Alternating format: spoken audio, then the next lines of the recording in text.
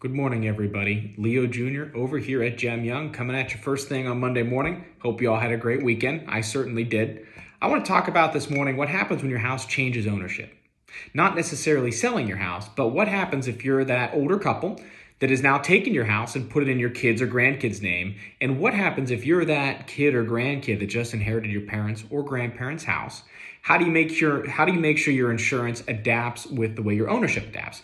Now, I bring this up because this is something very common in financial plans as individuals enter retirement or are into retirement. So here's what happens if you're the retirees and you've passed your house to your kids in name only. So you still live there.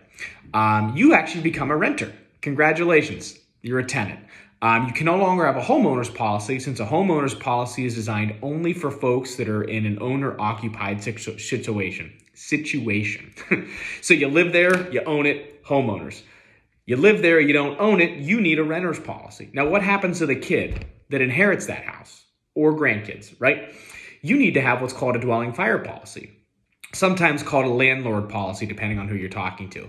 A dwelling fire policy is designed for you, the new owner of this house, which congratulations, to protect your interest in the house without living there. So when you have a situation like this, the owner of the house, the landlord, now the kid or the grandkid, needs to have the dwelling fire to protect the house in the event of a claim.